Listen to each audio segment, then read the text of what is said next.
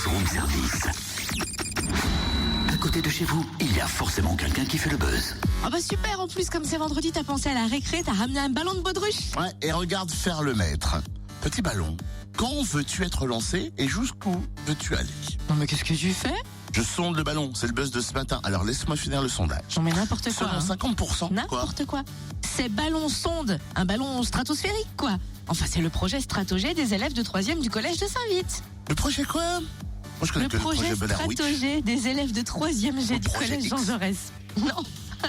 Stratogé. Enfin si tu veux, on va directement leur demander en quoi il consiste. Oui. Mais tu peux dégonfler ton ballon pendant ce temps. On a Zoé et Martin au téléphone avec nous, élèves donc de 3e G en charge du projet avec leur professeur de techno Nicolas Briand. Bonjour.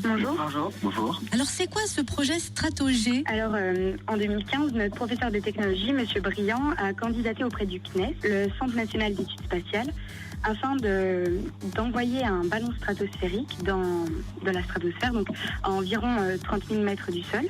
En octobre 2015, le collège de Saint-Vite a appris qu'il a été sélectionné. Le CNES a retenu environ 63 projets sur 210 candidatures. Ce travail a été encadré par un grand nombre de nos professeurs, donc enseignants de technologie, de physique-chimie, de français, et Monsieur Geoffroy, donc qui est partenaire avec le CNES. Une fois la bonne nouvelle annoncée, la candidature retenue, comment vous êtes organisé pour vous répartir le travail? Notre professeur de technologie a organisé un travail sur feuille pour savoir les centres d'intérêt de chaque élève, et donc on a effectué une répartition des tâches le plus justement possible en fonction des élèves. Tout en respectant un planning, parce que ce projet nous aide également à nous occuper de la gestion d'un projet, donc partage des tâches, oui, respect d'un planning.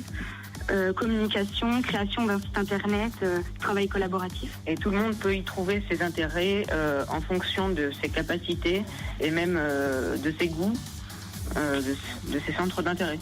Oui, c'est vrai que sur votre blog, on voit que plusieurs groupes se sont créés. Certains ont été dédiés à trouver le nom du projet. Chacun a vraiment une bonne répartition des tâches. Et on peut suivre d'ailleurs les avancées du projet sur ce blog qui lui est dédié.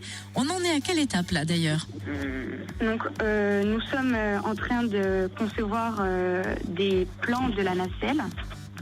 Donc, on va bientôt commencer à la fabriquer. Et un groupe aussi s'occupe de mettre en place tous les capteurs pour les expériences qu'on va mettre dans la nacelle. Donc parmi ces expériences, on compterait pouvoir au niveau physique déterminer la température à l'extérieur et à l'intérieur de la nacelle, la pression atmosphérique, la qualité de l'air, son altitude et sa position, étant donné qu'on peut retrouver le ballon dans un rayon entre 200 à peu près 400 km au plus loin. Et on va aussi essayer de prendre des photos et des vidéos à l'aide d'appareils que l'on obtiendra.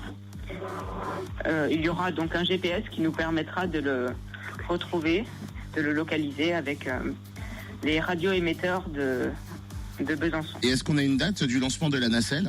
On n'a pas de date précise, mais la nacelle devrait prendre son envol courant mai, début juin. Et pour le récupérer, vous parliez de GPS. Est-ce que la population sera mise à contribution pour vous aider à le retrouver? Si on en a l'occasion, cette interview va peut-être permettre de mettre au courant certaines personnes qui pourront, du coup, s'ils retrouvent un ballon, penser à notre projet. Il y a aussi des étiquettes sur le ballon. Et on va peut-être essayer les radios amateurs de Besançon-Franche-Comté sont avec notre projet et suivent son avancée en direct. Eh ben merci en tout cas Zoé, Martin et Monsieur Briand, très beau nom pour ce genre de projet, j'adore. On peut suivre le projet Stratogé sur on recommence. Ah ouais. Stratogé blog, un mot, tout attaché, .wordpress.com. Plus d'infos également sur le www.collège-saint-vite.fr. Notez que c'est un travail collaboratif et pluridisciplinaire avec la participation de tous les élèves et de tous les enseignants du collège de Saint-Vite.